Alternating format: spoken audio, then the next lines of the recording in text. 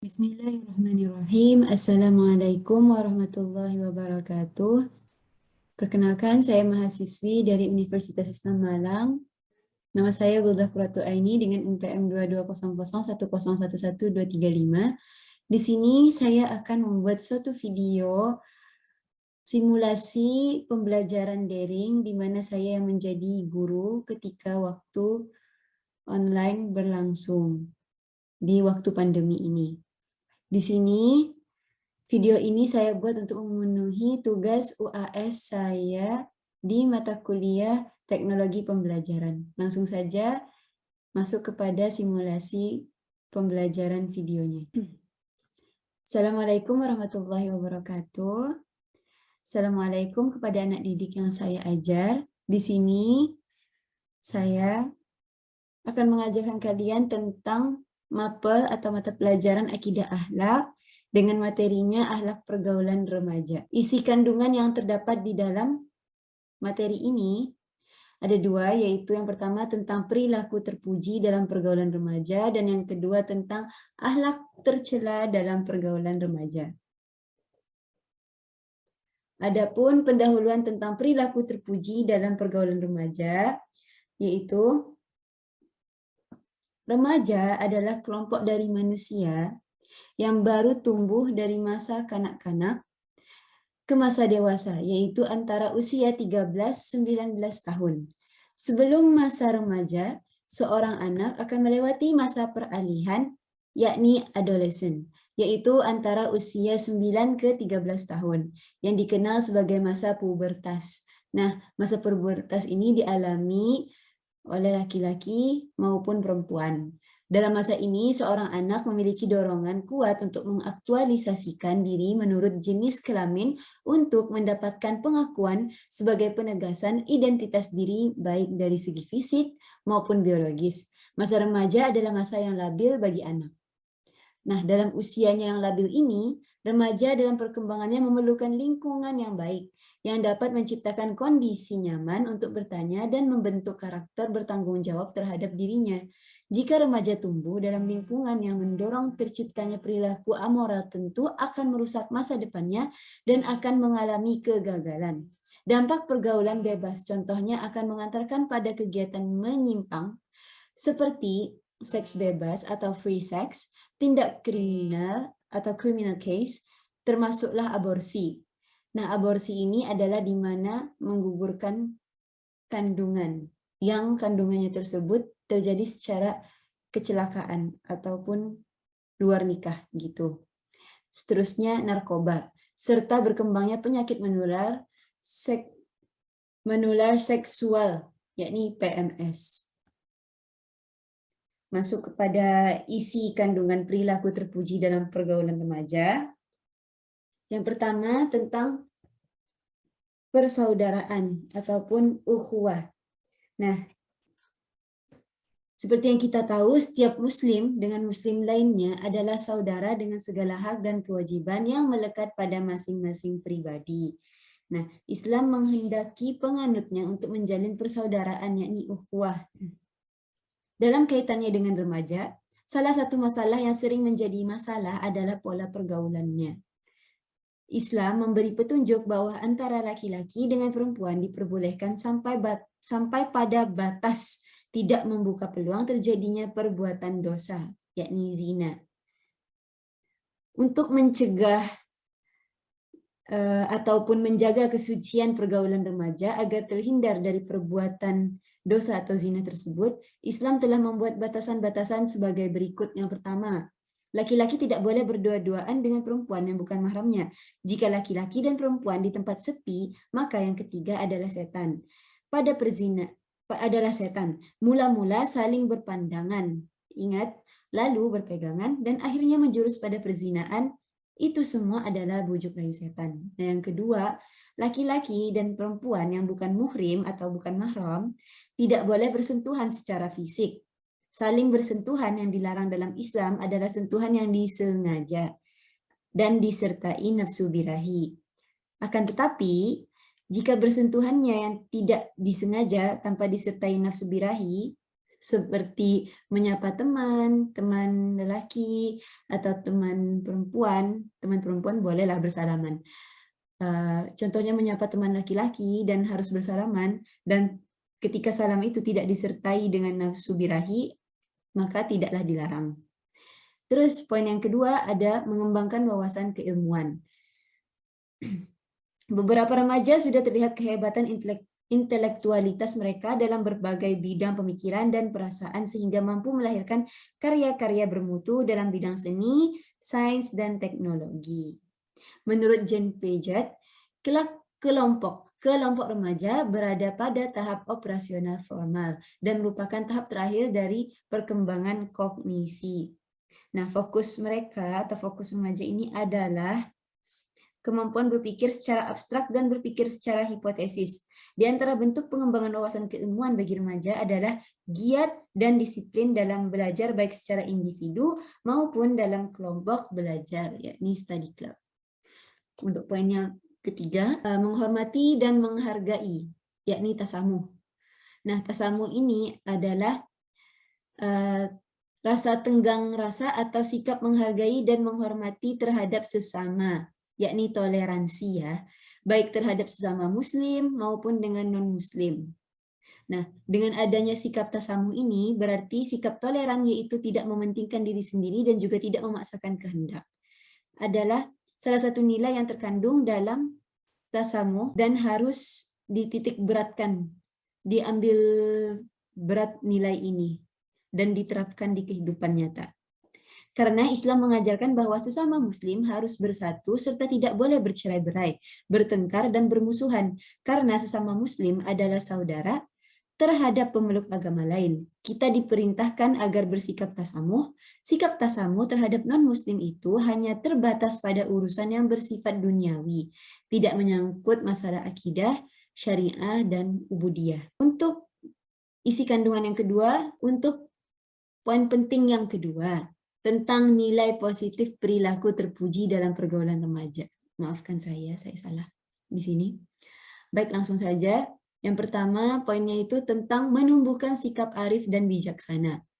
Perilaku remaja yang arif dan bijaksana ini mendorong terbentuknya pribadi yang berwawasan luas, mempunyai tenggang rasa yang tinggi atau sikap toleransi yang tinggi, serta bersikap hati-hati, sabar, dan santun. Yang kedua, dengan menumbuhkan sikap disiplin diri. Remaja yang mempunyai sikap disiplin akan mendorong terbentuknya pribadi yang tertib di dalam melaksanakan tugas, ikhlas dalam pengabdian, dan berusaha untuk menjadi teladan dalam lingkungannya, serta tidak menyalahgunakan amanah yang dipercayakan kepadanya. Jadi jika remaja tersebut diberi tanggung jawab atau tugas, maka dia pun akan dengan amanah melaksanakan tugas tersebut. Yang ketiga, menumbuhkan sikap mandiri. Nah, dengan adanya sikap mandiri pada diri remaja ini, maka akan mendorong remaja tersebut dalam perilakunya ya, menjadi remaja yang tangguh, tidak mudah terpengaruh perilaku negatif, berpegang teguh pada prinsip dan keyakinan atas kebenaran sesuai tuntutan ajaran agama, moral, dan ketentuan hukum yang berlaku. Yang keempat, menumbuhkan sikap tanggung jawab. Remaja yang mempunyai rasa tanggung jawab akan mendorong terbentuknya pribadi yang mampu menegakkan kebenaran dan keadilan, penuh pengabdian, serta tidak menyalahgunakan profesi yang diamanatkan. Poin pembahasan yang ketiga yaitu membiasakan perilaku terpuji dalam pergaulan remaja.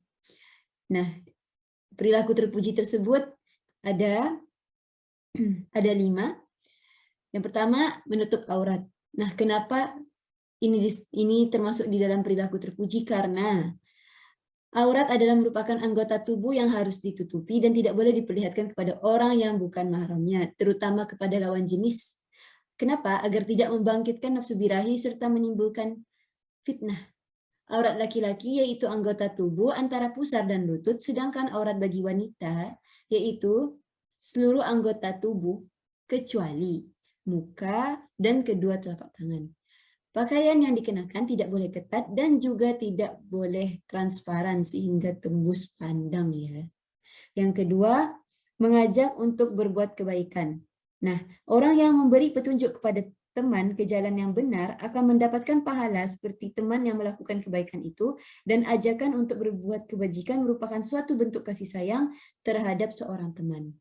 Nah, yang ketiga, mengisi waktu luang dengan kegiatan yang bermanfaat. Jadi, manfaatkanlah waktu tersebut seefisien mungkin dengan cara membagi waktu menjadi 3 bagian, yaitu yang pertama, sepertiga untuk beribadah kepada Allah, yang kedua sepertiganya untuk dirinya, yakni diri kita sendiri, dan yang ketiga sepertiganya lagi untuk orang lain atau untuk orang-orang di sekitar kalian. Yang keempat, menghormati orang yang lebih tua dan menyayangi yang lebih muda. Remaja sebagai orang yang lebih muda sebaiknya menghormati yang lebih tua dan mengambil pelajaran dari hidup mereka. Selain itu, remaja juga harus menyayangi kepada adik yang lebih muda darinya. Dan yang paling penting adalah memberikan tuntunan dan bimbingan kepada mereka ke jalan yang benar dan juga penuh kasih sayang. Yang kelima, bersikap santun dan tidak sombong. Dalam bergaul, penekanan perilaku yang baik sangat ditekankan agar teman bisa merasa nyaman berteman dengan kita. Kemudian, sikap dasar remaja yang biasanya ingin terlihat lebih dari temannya sungguh tidak diterapkan dalam Islam, bahkan sombong karena sikap ingin terlihat lebih dari temannya ini termasuk dalam sombong. Nah, sombong ini merupakan sifat tercela dan dibenci oleh Allah Subhanahu wa taala. Masuk kepada isi kandungan yang kedua, yaitu membahas tentang perilaku tercela dalam pergaulan remaja. Nah, pendahuluannya tentang perilaku tercela ini, perilaku tercela remaja mengambil bentuk dengan apa yang kemudian diistilahkan dengan kenakalan remaja. Kenakalan remaja, yakni juvenile delinquency, adalah gejala sakit, yakni patologis secara sosial pada anak-anak dan remaja yang disebabkan oleh satu bentuk pengabaian sosial sehingga mereka mengembangkan bentuk perilaku yang menyimpang. Istilah kenakalan remaja mengacu pada suatu rentang yang luas dari tingkah laku yang tidak dapat diterima sosial sampai pelanggaran status hingga tindak kriminal atau criminal case. Oke, masuk kepada poin perilaku tercela yang pertama. Perilaku tercela dalam pergaulan remaja ada 4. Yang pertama, pergaulan bebas, yakni free sex. Dalam lingkungan masyarakat yang bernorma, hubungan seksual sebelum atau di luar nikah tidak dapat dibenarkan. Jenis hubungan seksual semacam ini dapat berupa pelacuran, kumpul kebo, dan juga perkosaan. Naluri seksual yang tidak terkendali akan mendatangkan kekacauan di masyarakat. Antara lain adalah terjangkitnya penyakit kelamin, perkelahian, dan kesulitan menentukan orang tua biologis dari anak-anak yang dilahirkan. Selain itu, terjadi pula ancaman yang serius terhadap bayi-bayi yang dilahirkan sehingga berdampak pada pelanggaran hak asasi manusia, yakni HAM, seperti aborsi, yakni menggugurkan kandungan, dan pembunuhan bayi-bayi yang lahir dari hubungan yang bebas tersebut. Hamil di luar nikah akan membawa malapetaka baik bagi diri sendiri maupun orang tuanya karena membawa aib keluarga dan mendatangkan masalah serta malu. Yang kedua, tentang tawuran antar pelajar. Masalah kenakalan remaja yang sering menimbulkan kecemasan sosial karena anak yang diharapkan sebagai kader penerus bangsa tergelincir ke arah perilaku yang negatif. Ya, anak-anak, perbuatan-perbuatan kenakalan anak itu diantaranya dapat berupa perkelahian atau tawuran. Pada umumnya, tawuran diawali oleh konflik yang terjadi antara siswa di dalam satu sekolah atau siswa antar sekolah. Karena perasaan solidaritas antar siswa di dalam sekolah masing-masing, perkelahian akan meluas dan menghasilkan konflik antar siswa dari sekolah yang berlainan. Tawuran mendatangkan bentuk penyimpangan dan bahkan pembunuhan yang sadis. Yang ketiga, mengkonsumsi minuman keras, yakni khamr. Alkohol dapat disebut sebagai racun protoplasmik yang mempunyai efek depresan pada sistem syaraf. Sehingga orang yang mengkonsumsi minuman alkohol secara berlebihan akan kehilangan kemampuan untuk mengendalikan diri, baik secara fisik, psikologis, maupun sosial. Nah, hal inilah yang menyebabkan seorang pemabuk sering melakukan keonaran atau keributan, bahkan perkelahian, hingga pembunuhan karena tidak dapat berpikir secara normal akibat pengaruh alkohol. Sebentar. Ibu betulkan, ada kesalahan. Lanjut ke poin yang keempat, tentang penyalahgunaan narkoba. Nah, tentang penyalahgunaan narkoba ini atau narkotik dapat disebut penyimpangan perilaku karena ia melanggar norma hukum yang berlaku di masyarakat. Kenapa begitu? Karena penggunaan obat-obatan jenis narkotik ini telah diatur dalam seperangkat peraturan yang sifatnya formal. Oleh sebab itu, penggunaan narkotik hanya dianggap sah apabila digunakan untuk kepentingan medis, yakni pengobatan, ataupun yang telah dianjurkan oleh dokter, di bawah pengawasan ketat pihak berwenang. Ya, yang seperti saya terangkan tadi, yaitu dokter. Oke, untuk poin yang kedua yaitu tentang nilai negatif perilaku tercela dalam pergaulan remaja. Di sini yang pertama membahas tentang bertentangan dengan nilai-nilai ajaran agama. Kekerasan dan tawuran antar pelajar, bahkan antar mahasiswa ataupun antar kelompok masyarakat juga tak jarang kita jumpai beritanya. Perilaku reaktif dan emosional secara berlebihan yang kadang-kadang hanya dipicu oleh hal-hal sepele, amuk massa secara beringas melawan aparat, atau unjuk rasa yang berbuntut perilaku anarkis sering kita saksikan beritanya. Perilaku tersebut jelas bertentangan dengan nilai-nilai ajaran agama. Yang kedua, hilangnya budaya malu. Hadirnya kecanggihan teknologi dan informasi membawa dampak positif dan negatif secara bersamaan. Hal ini menyebabkan pergeseran nilai budaya suatu masyarakat. Nah, diantaranya itu adalah hilangnya budaya malu. Dan dalam pandangan Islam, hilangnya rasa malu mengakibatkan seseorang mudah berbuat maksiat. Tetapi, jika menghilangkan malu ketika menuntut ilmu adalah sangat diwajibkan. Yang ketiga, menimbulkan masalah kesehatan. Dampak pemakaian narkoba sangatlah luar biasa. Berbagai masalah multidimensi pun bermunculan, mulai bidang kesehatan, sosial, kriminal, hingga ekonomi. Di sektor kesehatan, misalnya beberapa penyakit seperti hepatitis dan HIV/AIDS merupakan buah dari penyalahgunaan narkoba. Poin yang ketiga yaitu tentang menghindari perilaku tercela dalam pergaulan remaja. Menghindari perilaku ini membahas tentang yang pertama, meningkatkan kadar iman dan amal soleh. Kenapa begitu? Karena menaruh kepercayaan secara tulus kepada yang menciptakan kita, yakni Allah Subhanahu wa Ta'ala, menjadikan manusia sebagai sosok insan yang memiliki visi dalam hidup. Nah, yang kedua, meningkatkan kualitas akhlak dan juga etika dalam bergaul. Manusia adalah makhluk yang tidak bisa hidup menyendiri atau terisolasi dari kehidupan sosial. Manusia mutlak membutuhkan satu sama lainnya untuk survive, yakni bertahan hidup. Yang ketiga, mengatur waktu dengan baik. Al-Quran mengecam secara tegas orang-orang yang mengisi waktunya dengan bermain tanpa tujuan tertentu seperti kanak-kanak, atau melengahkan sesuatu yang lebih penting seperti sebagian remaja, sekadar mengisinya dengan mengkonsumsi minuman keras, narkoba, malas, hanya kerjanya tidur saja seharian, dan sebagainya.